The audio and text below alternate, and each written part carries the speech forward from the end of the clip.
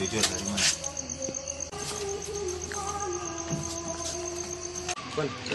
Sini satu. Pegang.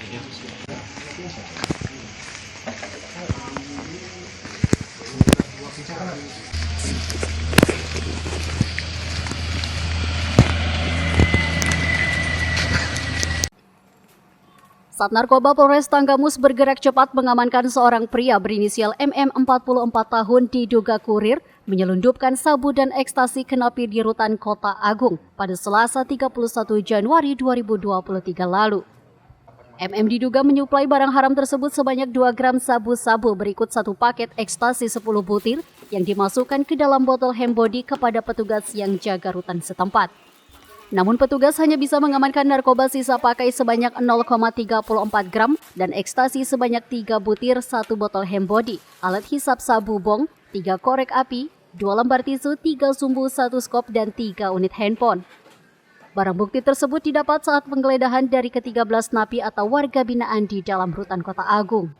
Kasat Narkoba Polres Tanggamus AKBP Dedi Wahyudi mengungkapkan setelah menangkap MM pihaknya langsung menetapkan sekaligus 14 tersangka. MM ditangkap tim Opsnal Sat Narkoba pada Selasa dini hari.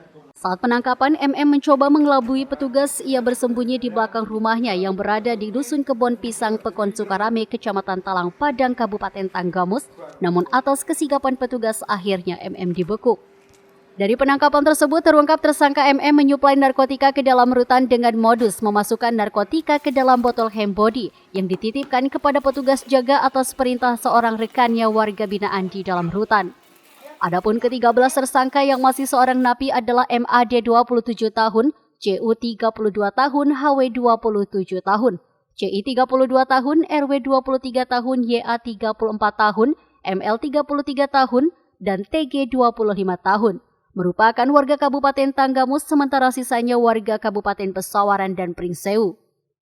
Kasat membeberkan kronologis ungkap kasus bermula pada Senin 31 Januari 2023 sekitar pukul 15 waktu Indonesia Barat, telah diamankan 13 orang laki-laki warga binaan atau napi kelas 2B Kota Agung dalam perkara peredaran gelap narkoba jenis sabu-sabu dan ekstasi oleh pegawai rutan setempat.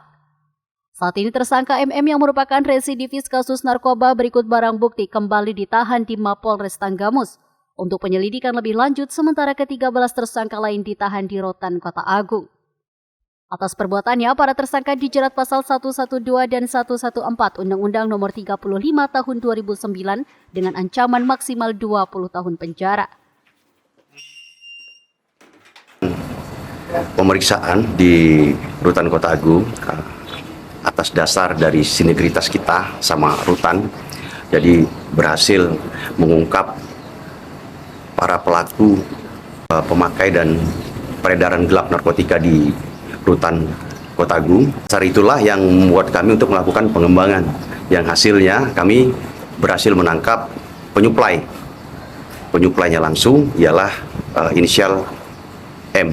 Dia ditangkap di Talang Padang. Pada waktu pas kami melakukan upaya paksa tersebut, seperti dia sudah monitor, dia sudah mengetahui, jadi terjadilah kejar-kejaran dan akhirnya kami berhasil menangkap tersangka tersebut. Untuk barang bukti yang kita amankan, 3 butir pil ekstasi dan sabu-sabu 0,34 gram, berikut alat pakai. Untuk warga binaan rutan yang sudah kami jadikan tersangka, 13 orang.